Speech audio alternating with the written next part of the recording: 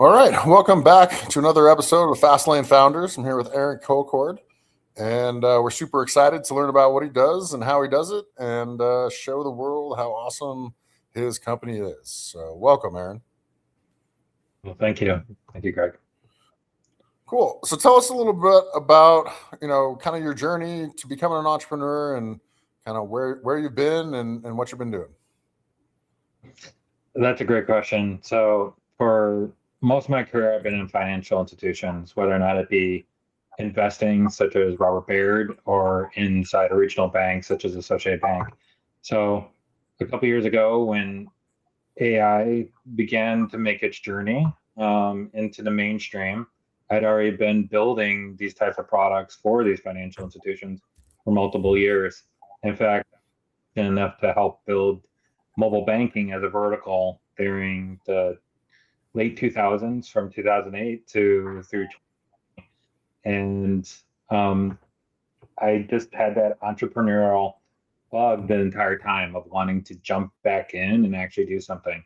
But I'd been given advice to do something hard. And when AI came out, the versions that we know as ChatGPT, I realized this was a technology that was going to need someone who understood the complexity of regulatory, the complexity of what these actual financial institutions actually require in order to make it a reality. And I just decided that I'm going to start working on it. And eventually it started small and just kept on creeping in and taking more and more time until I found myself working on it full time. Nice. Yeah, the journey to get to the place where we finally have you know something that we've worked on and can work on and know how to do. It's always fun, and I'd love to hear about what your company does, and how you're kind of Yeah, reinventing this whole AI space in the financial world. that's a great question. So, um, let me see if I can paint the picture here. So we have you have mm, banks, credit unions, and they're typically the community banks and unions are typically the underpinnings to how our communities actually thrive. But they themselves need the ability to thrive themselves. When when we fit that they typically grow is through complex lending instruments. So let me kind of like explain this because this might get too um, out there on this one. Your typical mortgage, we call it retail. Right? So the retail mortgages you and I get a house for, and we'll build those. When a business wants to go build a new office, new tower, they will require a commercial loan, and that's a complex lending instrument. Or and we also have other types of complex lending instruments, which is the Small Business Administration SBA loan, and another one, agricultural loan that comes to the USDA. Both of these, why I call them complex, is in today's time, these are mostly just relationships. Like most small financial institutions, community unions are using Excel, relationships, and time in order to put them together. And what's really tricky about it is, in order for them to be successful, they have to understand how to stay regulatory compliant. Normally, is a very it's a very complicated topic, right? What we're doing is built, we built a platform that we call Precision AI. It allows us to pull in all those requirements, whether or not it be the state, the federal, SOPs. We make it so that this can bring teams up together so that it's no longer based it's no longer based on long time. Through this process, we can take an SBA loan, we can run it in minutes. We can like the complex USDA loans, again, minutes. So we have a focus really on like how the human should really and how we should really be on these types of processes so that human beings are not locked out. So the common story right now is AI take your job, but I see the missing teammate that double checks your work to make sure that we can meet the requirements to make some of these things happen. And my hope is by building this tool, we can help bring community banks, which have been slowly over the last 4 decades. We used to have over 25,000 of them. Now we're down to 9,000 because they keep on getting bought by the bigger banks and keep them within our community. The banks that we might have opened those our own deposits when we were a kid are still there when we're adults. Yeah, and we talk about community a lot, and that's kind of the space that I work in my own businesses, and being able to build the financial infrastructure that keeps communities alive is so important. And when you guys are successful, when these small community banks are able to use your technology, how does the community change? How does life, change or go back to what it was like? What does that community look like? Uh, the best way I can describe it is I think of how George Bailey, not to be really harking back, but George Bailey of the saving of his little savings and loan and It's a Wonderful Life. He was at seeing when people were making a run on it. He was able to connect to people, right? Able to know people's story. He was able to know exactly like this one person, like why do you need all your money right now when you only need the amount, right? He was able to make those type of negotiations. To me, the community looks better, right? These are a lot of times the community banks, they're providing those same people are our neighbors, people that Fourth of July parades. And what that begins to look like when we start being able to build those assets for them is that work process begins to change from one where it's just a grind that goes on months and months and months and exhausts people to almost like that work becomes joyful and that they're able to put things back in the center of the business process, which is exactly where they should be. Yeah, no, that makes total sense. And our communities used to be, so much more cohesive, and then Chase and Wells Fargo and Bank of America started buying everybody up, and now they control everything. And the rest of us, the rest of these small banks, in your case, right? They're struggling. I would imagine. I don't know any small banks, but has that been your experience? That's been my experience. And I don't want to make the big guys seem like I don't want to displace them and put them into a bad light. But that is what happens, right? It's just a norm of when things become more corporate and the corporate moves to New York City, longer in your local town, or the business is being run from a major metro area, those concerns, they're no longer local, right? The decisions that are made are no local. And they don't mean to think that way. It's just the way that they're incentivized, right? Banks run by a board of directors who are asking them to optimize for profits. So it's in their incentive to go after and build their institutions bigger. But it's also very important for us to try to bring and preserve our way.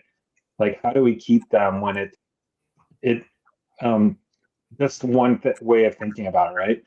How long does it take to build a institution? It takes multiple years. How long does it take for a huge conglomerate to buy one? Only a couple months. Yeah, and that kind of happens all over the economy, right? And um, So let's talk about the entrepreneurial journey. We kind of talked about where you came from. Um, where where specifically did you realize that you were going to be able to use these tools you knew how to build to make life better for these organizations? But not immediately. So when you start off as an entrepreneur, you start off with one idea and you think it's going to work. And then you have to go and you have to keep on doing the discovery. You have to keep on doing the interviews, talking to people. So we first imagined this. We were thinking, oh, wow, the regulation, like, and this was 2023, 2022. Oh, wow, there's always a lot of these regulations that seem to pop up that make people take a long time to finish work. And then, and now you jump ahead to now, and it's completely the opposite. It's like there's almost no regulations that are going on. But when we were first starting this, we were like, oh, yeah, this is the problem to solve. People really want to have this problem solved. And then when we started getting out there, we realized no one really wanted the problem solved. It was perfect. So it's always something to always realize, like when you're going through this journey, like the market has to have something to want to be solved, even though you have a great idea. What happened was started to think about we started to think about the problem in new ways, which was, wait, what we are seeing, what we're saying, like, hey, by the way, to do this one process a long time and slows people down. But then we kind of turned it because we kept on getting the feedback from the bankers. We started getting the feedback from people in the credit unions, which were saying, like, hey, no, actually, this problem is really important, and in the context of how we make money, right? How we actually, because banks sell money. So it's like, so they're like, put it in that. And so that was when we actually began to realize what it was. Like, so it's like there's like a long journey between your first idea and before you actually start making them actually work.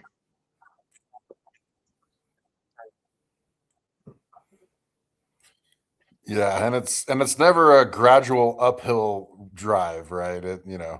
You've got the valleys, the peaks, the falling off the side of the cliff, and how did your team kind of deal with all of that uncertainty and lack of clarity and all the things that we go through as entrepreneurs? Can you repeat the question? We kind of cut out for just a minute there. Yeah, we cut out a little bit. So how did your team manage all the uncertainty that is involved with that journey? That wow. We just kept like we kept this very open learning mindset. This was like just a humongous amount of personal growth for all of us because we would learn something new and then we'd have to discuss it. And then we'd have to kind of throw away ideas and assumptions that we thought were true. And then sometimes we would go further, find out that some of those assumptions that we thought that we're throwing out were actually valid. So it was a lot of it was a lot of uncertainty until it became certain. When we finally found that it started resonating, it was clear, right? So it was like all of a sudden you could see people like, oh, and they were like, they started really digging in and started questions, and it was almost like a. But up until that point, it was it was always a learning experience. Is the best way I can put it, right? One where we would come back and have the discussions. Yesterday, um, my one of my co-founders, he actually called because he had a aha moment, another one, right? And he was like how in this last Google conference that just occurred last week, he's like, what Google's trying to do is they're trying to replace how search works with by putting AI in front of it. And he's like, wait, now that's going to work how how we interact with things. And he's like, I think that that's fundamentally where we're going. And I'm like, yes, that's actually where we're going, which is how do you create that unified experience? Yeah, totally. And so let's talk about your founding team a little bit and how you guys met and kind of what different skill sets you have and how you guys learn to work together. Oh, that's a great one. So myself, we actually met all the way back in around 2014 when we started working together building mobile banking. And Joel, my co-founder, he at that time really young in his career. He came in through business development at that, and then over time he grew in trying to like how product works, right? And that was where our relationship started. And what was great about it is we also were able to bring another co-founder along, Palash, who happened to do a lot of the technical side when we were working together. So we had been looking for an excuse to work together for a long time. And when I kind of like tripped upon, hey, why don't we try this compliance thing? I called Joel and I said, hey, do you want to do a startup with me? And he said, yes. Then I asked the next question, which was, do you know what I plan? Do you want to know what it is? And he actually said, I was actually good, um, with the question. Like I knew what you're asking me. So what was great is that we already had the trust, we already had the built having that built relationship. So we have a lot of overlap in some of our skills, right? So Joel really brings like that business development mindset and like how customers are supposed to operate. I've had a little bit of that, but not as much as him, right? I've had a little bit of that experience building products and leading teams through my career.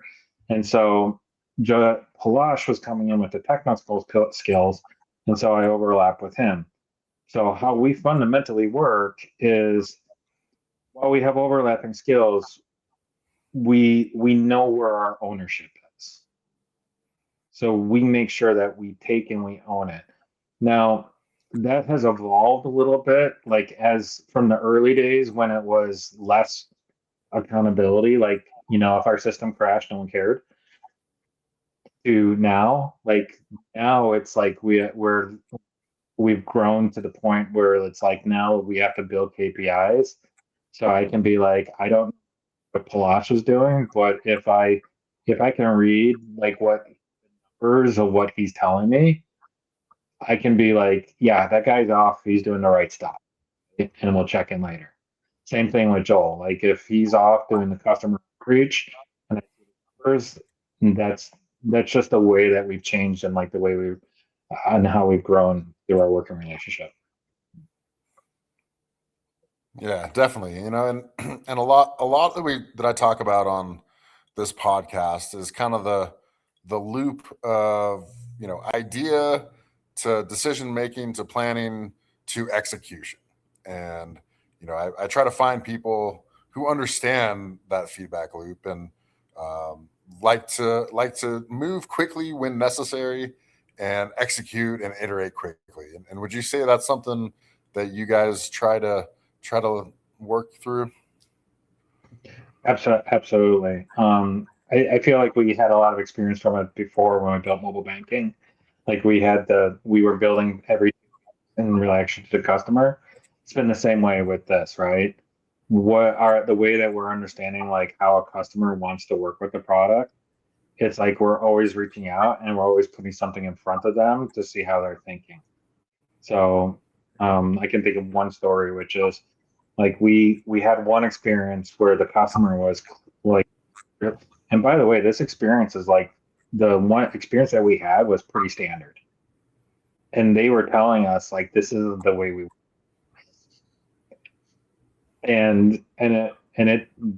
when I think about this story, this was one where it took two founders sitting with the customer, trying to hearing different things, then and then trying to reassemble what it meant through like our own, right? Because we didn't understand where they were coming from. I had the one founder was like hearing it as, don't understand why they would need that feature. And then us going through the notes and going through the dialogue and kind of going, well, they actually say like this is what it solves. Oh, okay. Well, I would solve it this one way. Well, they're saying that they solve it this one way. Like there's got to be like something like where we have to make it so that it works for them. Um, that led to us building a whole experience and then eventually putting it in front of the customer, which was kind of funny because when I think about it, like the amount of months and the amount of time that we spent on that, and then we put it in front of the customer and they're just like, yeah, that's exactly what I want. Like that was like 10 seconds. the the beautiful sentence you hear, right? That's exactly what I want. Yes. Yeah. um, Yeah. cool. So where are you guys at in your company right now? Are you fully launched, onboarding new banks? Are you still raising capital? Kind of what stage are you at in your business evolution? Yeah, we're pre-seed, so we closed our initial investment with Mastercraft Venture. They're out of Beloit, Wisconsin, so we keep it local. They had a lot of conviction in our build in our vision and where we're going. Where we're going is we are looking to pick up more and more customers and having more and more of those discussions. So we held back at the beginning to really like focus in on design, focus in on like how we understood, so that we could get the right story and what we were trying to solve.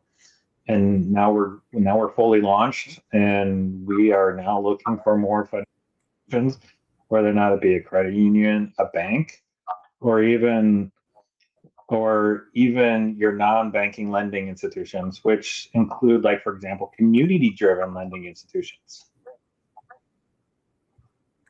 So a community institution is one where they're not really out there for the profit, but they can facilitate the type of loans that allow people to get things done in the community.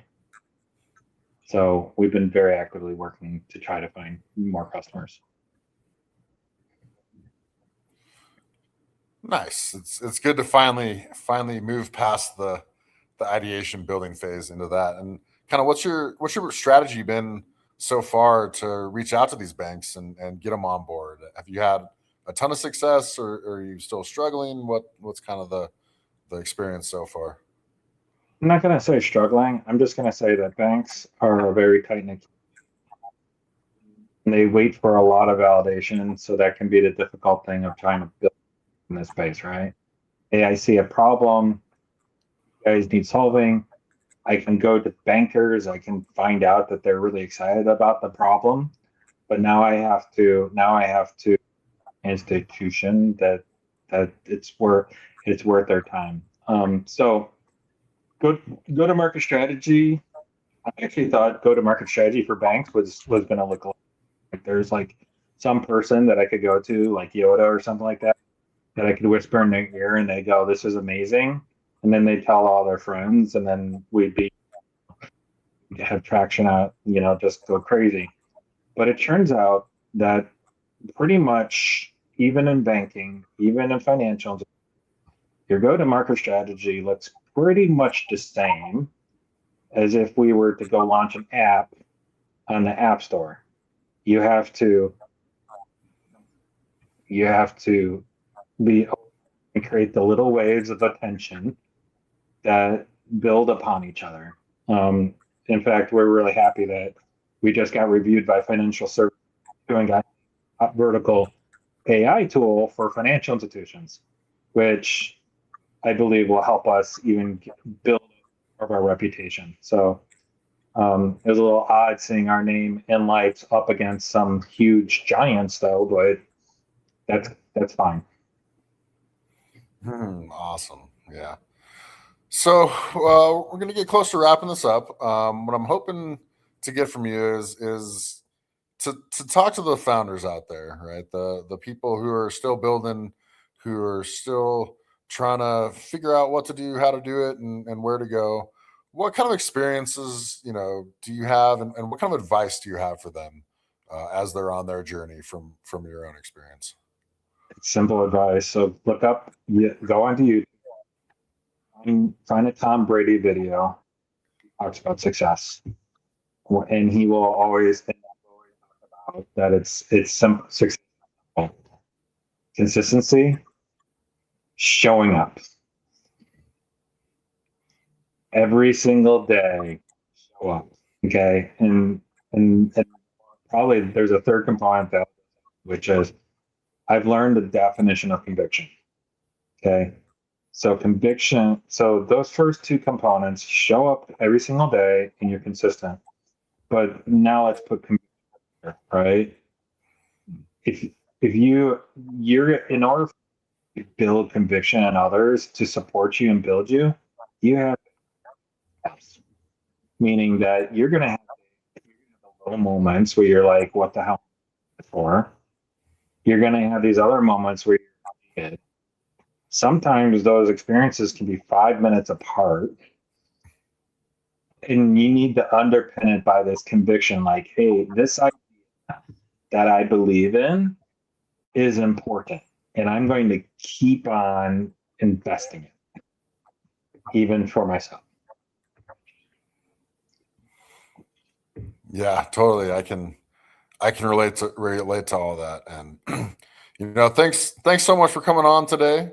I know that you got a great story and a lot of great skills and experience, and we're all super stoked to see where the local community banking business goes. Because if I can speak for myself and a lot of the people I know, we're looking forward to being able to bring the communities together and improve our lives.